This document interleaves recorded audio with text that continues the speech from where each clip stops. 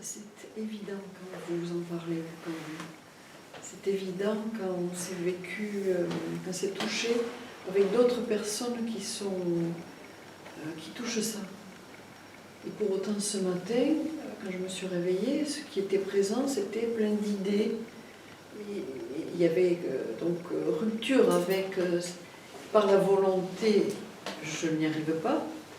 C'est vraiment presque, je me suis posé la question, est-ce qu'une pratique, justement, la dame a parlé d'entraînement, parce que là, quand c'est vécu, oui, c'est là.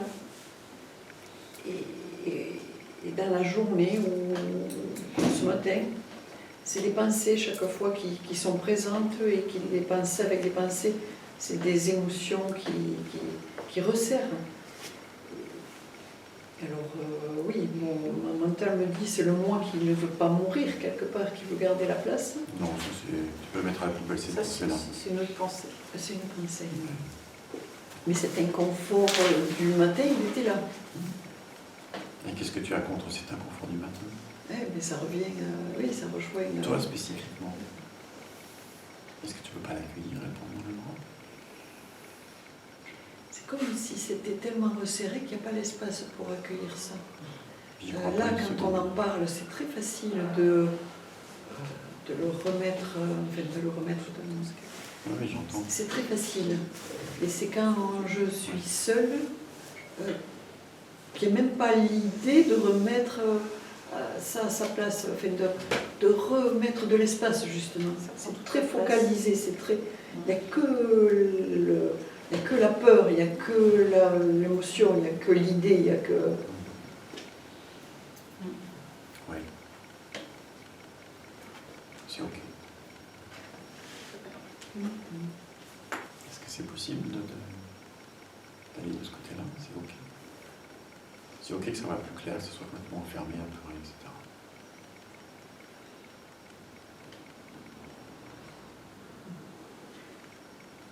Juste à cet instant, c'est pas ok. Parce qu'il y a, ça prend toute la place, le plexus là qui est noué et qui prend toute la place. C'est ok que le plexus soit noué. Il prenne toute la place. C'est possible d'aller de ce côté-là? Oui, oui,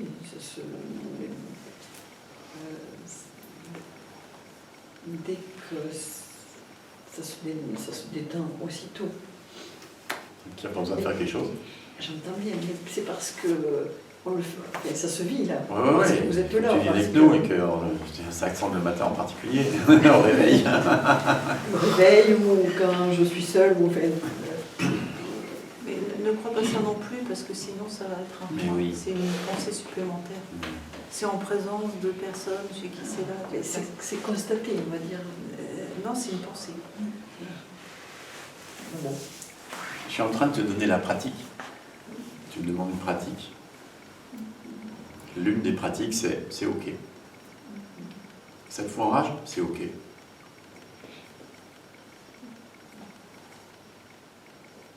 Mais chaque fois, ça renvoie. Ça devrait être autrement. C'est ok. C'est ok qu'il y ait cette pensée qui apparaisse. Et d'ailleurs, qu'est-ce que tu en sais que ça devrait être autrement, puisque ça s'exprime comme ça? Oui, Qui es-tu? Le refus de l'inconfort, le refus de... Qui es-tu pour discuter avec ce qui est de ce qu'il manifeste? Oui, c'est des idées, effectivement. Et le refus de l'inconfort, mais c'est ok. C'est ce qui est qui se manifeste sous forme de refus. C'est ok de refuser. Tu vois, c'est la douceur, en fait. Je parlais de douceur tout à l'heure. Tu vois, on peut redire le même mot là. Il y a de la douceur vis-à-vis de soi-même, vis-à-vis de ce qui arrive, vis-à-vis de ce qui se manifeste. Et c'est comment, toi, tu souris là? On n'a rien changé. Et de suite, il y a l'amour infini qui se manifeste. Oui. Tu te rends compte? C'est ok. Mais comme pratique, c'est bien. À la portée de tout le monde. On va aller méditer 20 ans dans le désert. Ou je sais pas quoi, tu vois, c'est pas... Oui, donc il n'y a pas d'entraînement, il n'y a pas de pratique, il n'y a pas de... Il y a, mais pas une pratique visant à résoudre quelque chose. La pratique n'est pas là pour résoudre, elle est là pour se rappeler ce qu'on est. Il y a deux côtés pour moi tout le temps dans la voie de l'éveil. D'un côté, il y a être avec ce qui est là, tel que c'est, et c'est ok, c'est l'une des façons. Prendre son chat dans les bras, prendre le bateau, enfin prendre ce qui se passe dans les bras comme on prend son chat dans les bras, c'est la même chose, c'est ok. Tu vois, il y a un enveloppement, il y a une douceur, il y a de l'amour, on pourrait dire, tu vois. Il y a une présence, et ce qui est là, tel que c'est, sans vouloir rien changer. En fait, et après on peut le proposer de différentes façons, comme prendre dans les bras, ou c'est ok, ou d'autres phrases, on s'en fiche de la phrase. C'est la façon d'être avec ce qui se manifeste. D'accord ? Être avec. Et l'autre côté, c'est revenir aussi souvent que ça y pense, pas moi, parce qu'il n'y a pas de moi, que ça y pense, et si ça y pense pas, bah ça y pense pas, c'est que ça ne va pas le faire. Revenir aussi souvent que ça y pense à ce que je sais être vrai pour de vrai. C'est-à-dire que si je sais être vrai pour de vrai, je suis l'espace, alors revenir sans cesse, aussi souvent que ça y pense à je suis l'espace. Puis mettre des post-it, mettre son téléphone à sonner, ou l'ordinateur, pour y penser, n'importe. À plus de la poste, tu sais. Tatouage, il faut le regarder, les tatouages. Hein, s'il est, il y a des endroits où on ne va pas le voir, ça ne servira à rien. Puis ça fait mal, le tatouage. Pas moi. Ce qu'on m'a dit, ça fait mal. C'est pas la peine de faire mal au corps. Et ouais, donc c'est ces deux côtés-là. Et puis oui, bien sûr, plus on va de ce côté-là, plus on va vers ce qui est, et plus ça va se déployer.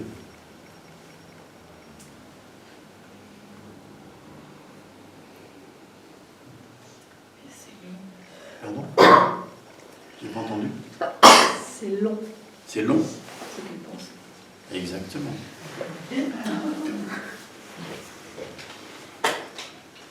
C'est un peu la sensation, ça fait 3 ans que je fais ça, mais que... Mais est-ce que tu as regardé, est-ce que tu as pris dans les bras ? A priori, non.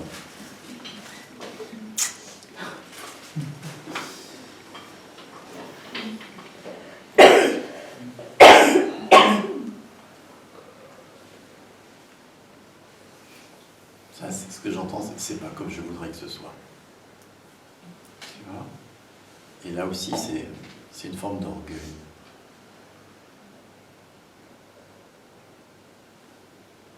Et il y a besoin de vraiment une humilité complète. Je ne sais pas ce qui est bon. Ou plus exactement, ce qui est, c'est ce qu'il fait. Et ce qu'il manifeste est forcément le mieux en soi, même si je ne sais pas pourquoi. C'est vraiment se rendre complètement à ce qui est. Tu vois ?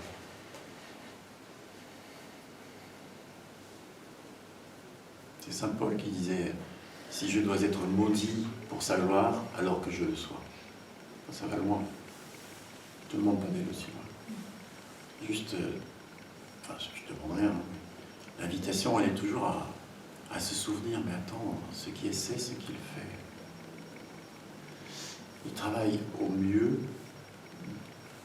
en soi, non pas pour moi, mais en soi. Et s'il manifeste ça, c'est une invitation. C'est une invitation à quoi, tu vois ? S'il manifeste mon ras-le-bol de ne pas y arriver, de ne pas être assez évolué par rapport à mon idée, etc., c'est mais quelle est l'invitation ? À quoi le soi m'invite-t-il ? On peut être en lutte contre ce qui apparaît, mais ça ne va pas aider, quoi. À quoi est-ce qu'il m'invite à travers ça ? À une reddition complète, évidemment, dans ton cas précis. À un oubli, enfin, on peut dire un oubli complet de l'idée de ma moi. Et de ce qui peut arriver, de ce qui peut ne pas arriver. On s'en fiche. Ça ne me concerne pas, en fait. Tu vois, ce que Dieu fait de ce qui arrive de la vie, c'est pas mon business, c'est le business de Dieu, de ce qu'il y a.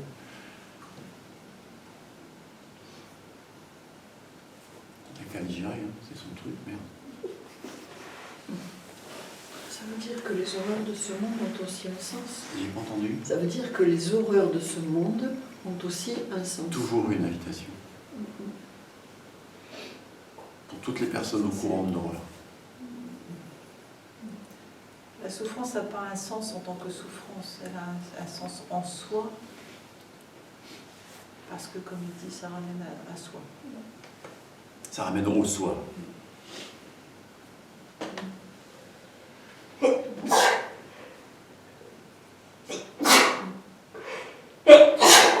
Tout ça, tout a toujours lieu pour le mieux en soi. Pour moi, c'est un truc qui est évident depuis 1984, la première expérience mystique. Tout est parfait tel que c'est. Il n'y a rien à changer jamais. Jamais, jamais, jamais. À l'époque, ce qui était évident, c'est que tout était de l'amour pur, inconditionnel. Tout. Même les crimes. Je voyais se produire un crime et le criminel était de l'amour, le couteau était de l'amour, la personne tuée était de l'amour.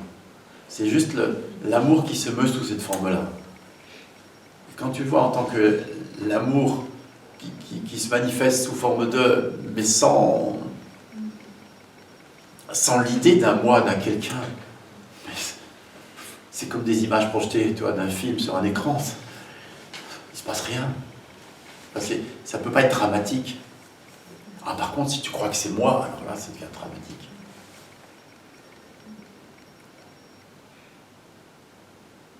Mais sans moi. Sans l'idée d'être un quelqu'un. Sans aucune idée de séparation. Dans la conscience que tout, absolument tout est de l'amour pur, inconditionnel. Qu'est-ce que vous voulez bien qu'il arrive de négatif?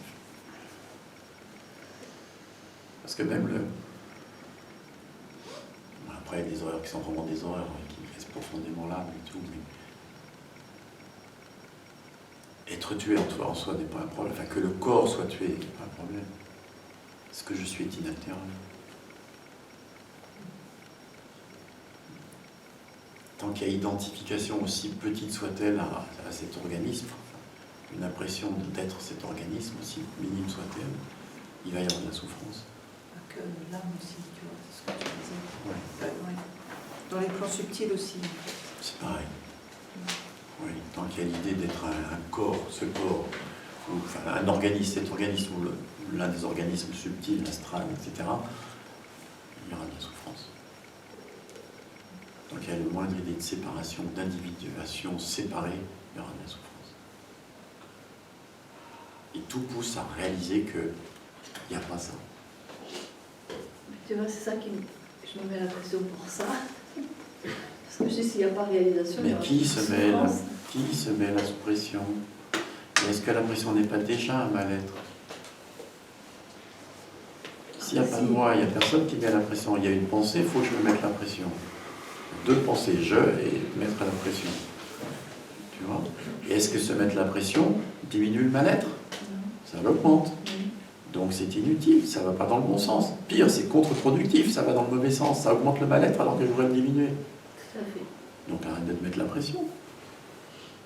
C'est l'inverse, tu vois. Ça, c'est hyper important, ça. Tout effort que vous faites pour créer un mal-être. Or, vous voulez arrêter de souffrir, ça n'a pas de sens. Ça veut dire arrêter de faire des efforts pour. Dans ce domaine, hein, je veux dire, après... Mais la plupart du temps, c'est inconscient. C'est presque le cerveau reptilien ou ce qui est manifesté, l'organisme, qui a c'est une éducation. De survie. C'est pas reptilien, c'est une éducation. Ouais. C'est moi, très... je sens que c'est un conditionnement chez moi. C'est très fort. Oui, mais ça touche la souffrance, donc on ne peut pas en vouloir à l'être humain d'essayer d'arrêter de souffrir. C'est juste normal. Sauf que dans notre civilisation... Sauf que, attends, Vas-y. c'est que la façon de résoudre la souffrance n'est pas la bonne, parce que ça appuie sur une volonté propre. C'est juste ça, tu vois. Et ça demande un effort apparent, parce que un effort apparent d'abandon. Et c'est terrible pour le mental, parce que du coup, il n'y a plus la tenue de ce qui va se passer. Le mental est persuadé que par ses efforts, enfin, tu vois, c'est mal dit, mais on va y arriver, quoi.